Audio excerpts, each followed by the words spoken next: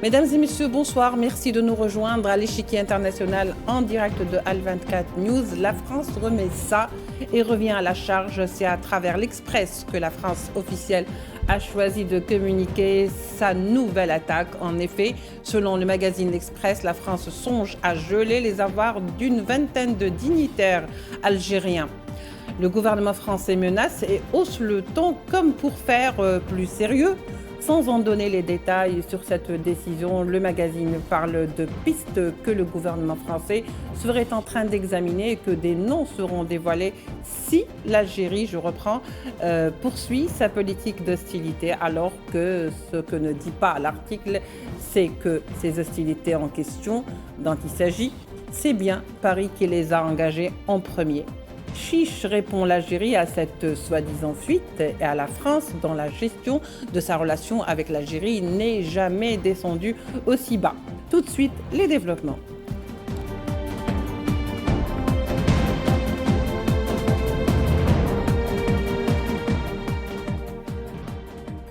Alors, pour en parler ce soir, nous avons le plaisir d'accueillir avec nous Faisal Chaouch, chargé de communication de la Fédération franco-algérienne de consolidation et du renouveau, en direct depuis Paris. Faisal Chaouch, bonsoir. Merci d'avoir accepté notre invitation. Bonsoir, merci à vous pour votre invitation. Et nous rejoindra également Saad Lanani, député des Algériens à l'étranger, dans un tout petit instant. Alors, pour commencer, Faisal Chaouch, la France revient à la charge et le magazine L'Express fuite une information selon laquelle, bien entendu, le gouvernement français compte geler les avoirs de dignitaires algériens et de leur en interdire l'accès.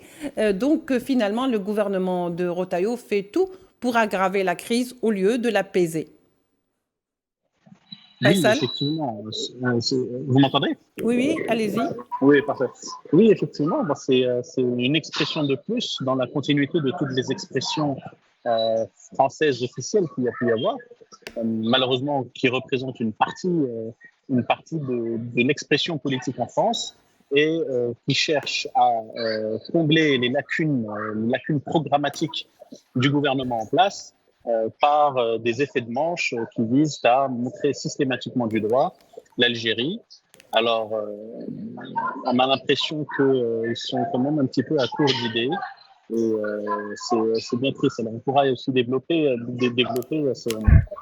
cette nouvelle idée qu'ils ont exprimée à travers le journal L'Express. Et quand je dis « ils », évidemment, c'est cette partie de l'extrême droite et de la droite extrême française qui utilise la question algérienne pour combler un vide politique immense. Et alors quand on dit développer cette question, ça veut dire quoi? Mais geler les avoirs, d'abord, c'est geler des avoirs.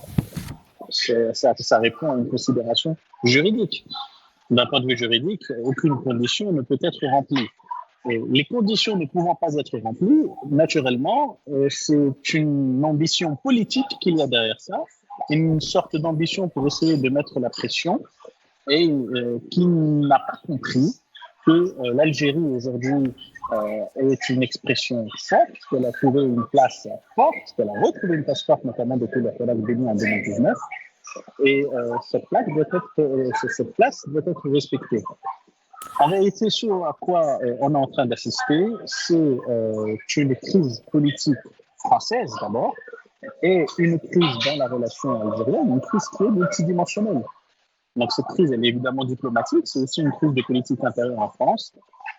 Il a été question à un moment de s'en prendre à la communauté algérienne établie en France. Aujourd'hui, on s'en prend, alors on dit dignitaire, on dit nomenclatura, on dit régime. Il n'y a pas de régime, il n'y a pas de dignitaire, il n'y a pas de nomenclatura. Ceux qui utilisent ces termes probablement le savent, ou s'ils ne le savent pas, ils se trompent. En Algérie, vous savez, on avait dit au sein de l'association, c'était d'ailleurs notre présidente, Madame Karima Katim, qui l'avait dit, qui avait très justement dit, en Algérie, il y a un seul général, et ce général, c'est le peuple. Il y a le peuple algérien, et il faut apprendre à respecter le peuple algérien. Et donc, M. Retailleau est dans ses habitudes en train de stigmatiser cette question algérienne. Systématiquement, sur tous les plateaux sur lesquels il est invité, et dès qu'il a l'occasion de le dire, il rappelle que, soi-disant, Monsieur Abdelmadjid Tebboune demanderait sa démission, etc. Non, Monsieur Abdelmadjid Tebboune ne demande rien à M. Retailleau. Il est président de la République et il parle avec son homologue en demandant le respect, d'abord, la souveraineté, et que des relations normales puissent exister entre les États.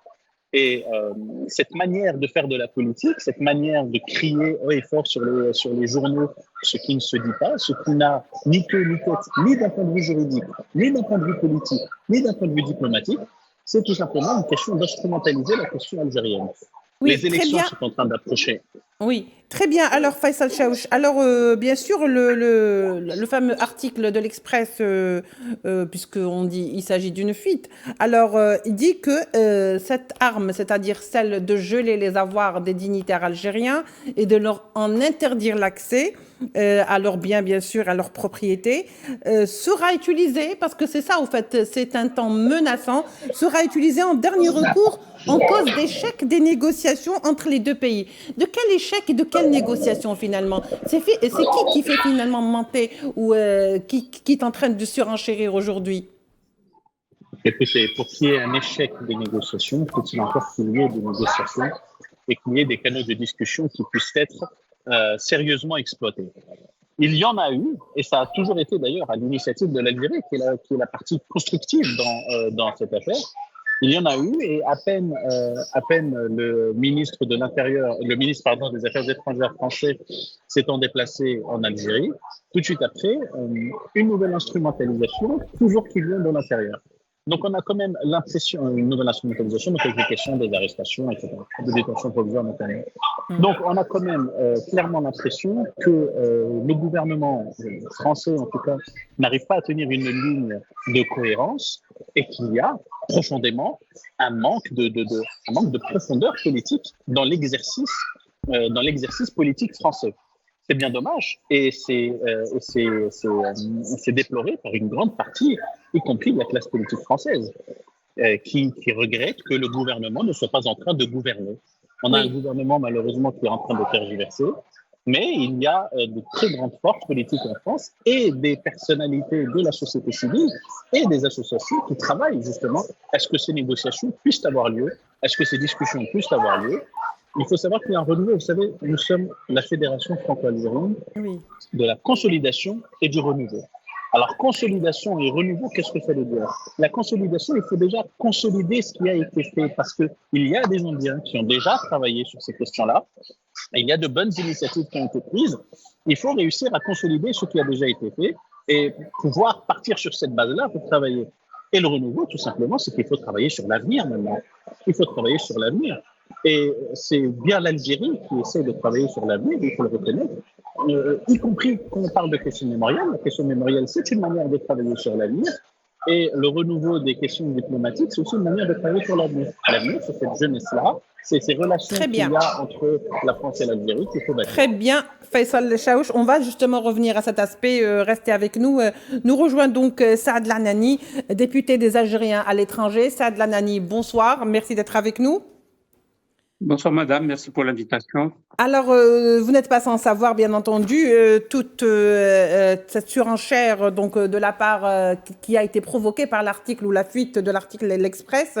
Alors, on va dire que toutes ces menaces, l'Algérie, quelque part, s'est habituée. On est en train de monter crescendo du côté français.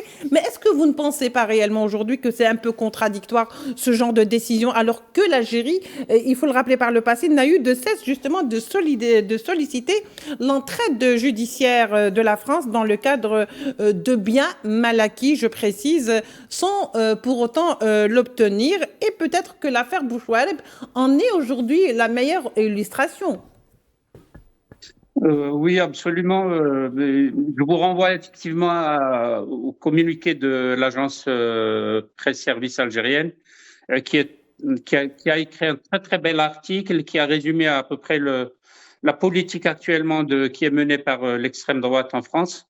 L'Algérie a toujours essayé de solliciter le bon sens du gouvernement français Et en ce sens, M. Abdelmajid Tebboune, le président de la République, a une main tendue envers le président Macron, la France.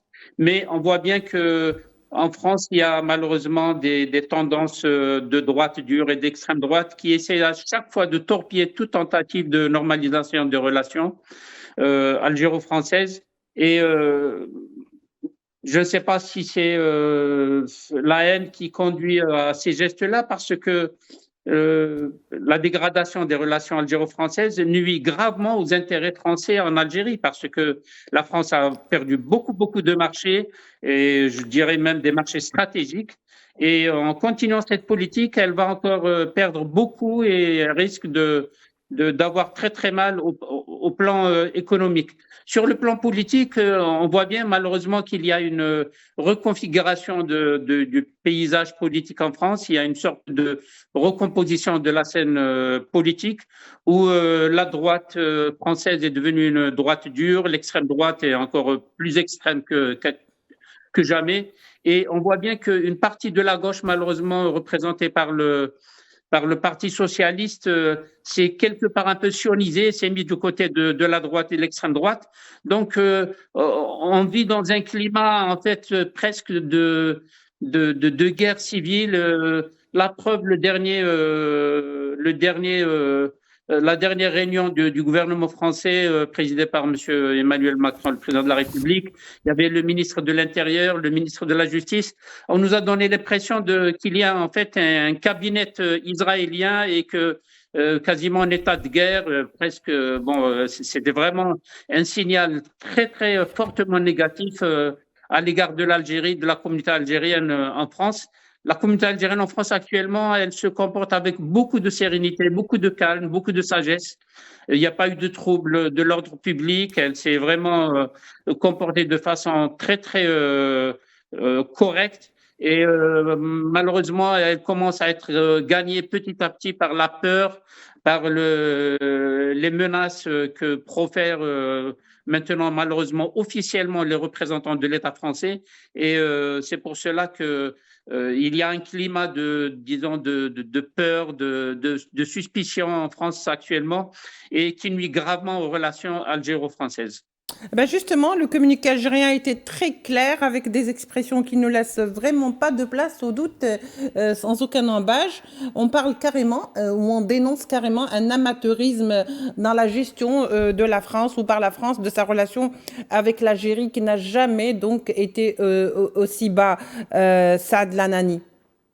Ben, effectivement, à se demander sincèrement quel est l'intérêt de cette politique, parce que elle est totalement contre-productive. Il y a une importante communauté algérienne en France, une partie même majoritaire de franco-algériens, et donc il y a quasiment 3, 4, 5 millions de franco-algériens.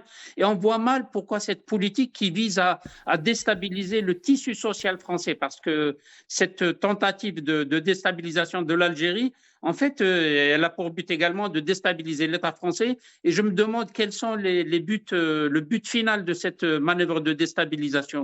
Les Algériens, pour le moment, sont restés extrêmement sages. La politique du gouvernement algérien, elle a été vraiment très correcte.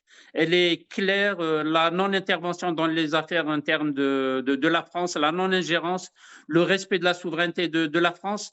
Et malheureusement, on voit bien qu'il y a des relents néocolonialistes avec, on va dire, une idéologie, une philosophie de droite extrême, suprémaciste, qui sous-tend un peu cette politique à l'égard de l'Algérie. Oui, justement, M. Saad Lanani, alors est-ce que vous pensez que cette démarche française ou cette fuite organisée, parce que c'est un petit peu le cas, est crédible compte tenu justement de cette situation antécédente, antérieure? Pas du tout, parce que bien entendu qu'elle est contre-productive, elle est totalement désordonnée, elle n'a aucun sens. Et sincèrement, mettre la main sur les biens d'Algériens sous le prétexte qu'ils sont des dignitaires ou je ne sais pas quoi, ils utilisent des termes un peu farfelus, un peu suprémacistes. Ça, c'est vraiment un danger qui menace les relations algéro-françaises. Et la France et l'Algérie peut, de son côté, réagir de façon catégorique et de façon ferme à l'égard de ces menaces. Ces menaces, pour le moment, n'ont pas été appliquées, n'ont pas été appliquées sur le terrain, mais créer un climat qui est favorable à ces mesures, franchement, c'est nauséabond, je vais dire, et malsain. Et on se demande quel intérêt a la France à nuire à ses relations alors qu'elle est en train de perdre du terrain en Europe, dans le monde. La France n'a plus le rayonnement qu'elle avait il y a 40, 50 ans. Elle est plus la 5e puissance au monde. Elle n'a plus ce rayonnement culturel, elle n'a plus ce rayonnement économique, elle n'a plus cette présence dans le monde. La langue française est en train de reculer partout dans le monde. Et donc, on se demande pourquoi elle essaie de créer encore des problèmes en s'appuyant, en essayant de monter sur le dos des Algériens pour accéder éventuellement à l'Élysée ou à d'autres responsabilités. Nous, sincèrement, on le voit de façon très négative. On ressent vraiment une agression, une forme de discrimination, on va dire, de stigmatisation encore une fois. Et on exprime, sincèrement, les compatriotes expriment du plus profond d'eux-mêmes un sentiment de peur, de fragilité qu'on n'a jamais senti auparavant. Moi, je vis en France depuis plus de 40 ans et je vous promets que c'est la première fois où on a ce sentiment d'instabilité, de frayeur, de peur ici en France. Mais Faisal Chaouesh, je me tourne vers vous.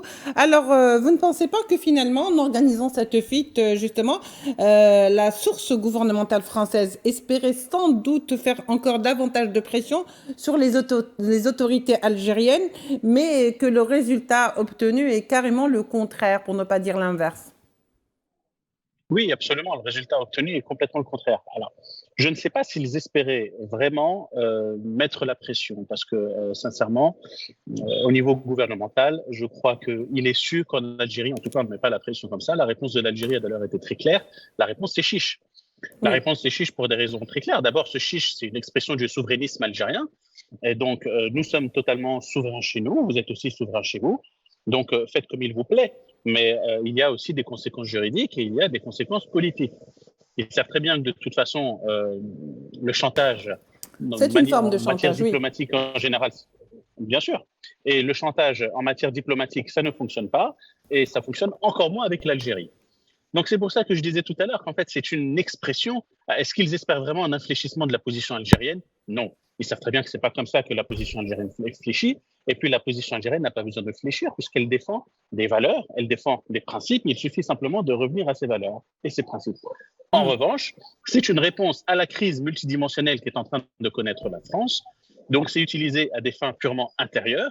Et ce n'est pas pour rien que c'est utilisé par le ministre de l'Intérieur. C'est le ministre de l'Intérieur qui fait de la politique intérieure avec, qui est en train d'essayer de droitiser au maximum le débat politique en France.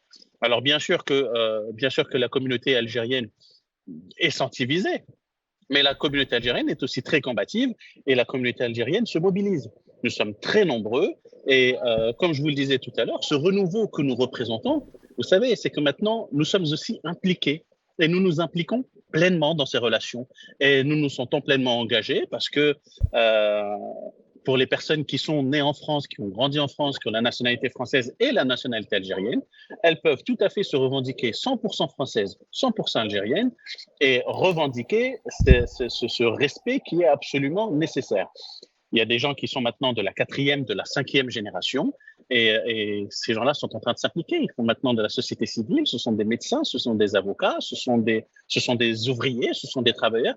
Et toutes ces personnes-là, aujourd'hui, participent à la vie sociale et c'est aussi ça que nous devons entendre, que nous devons regrouper. C'est aussi ça que tous les députés, les sénateurs, les élus, les maires qui sont avec nous sont en train de savoir écouter, parce qu'il faut savoir écouter la base, il faut savoir écouter le terrain. Derrière ces discussions politiques, il y a des gens Et ces gens-là, il faut tout simplement respecter parce que la politique, c'est fait pour les gens. Eh ben justement, c'est quel modèle justement aujourd'hui diplomatique tente de renvoyer la France en agissant ainsi, c'est-à-dire à l'encontre et à tout ce qui est contraire aux us et aux normes diplomatiques, avec des effets et des messages qui portent en eux des formes de chantage et de vouloir tendre le bras au pays ou bien à leurs partenaires.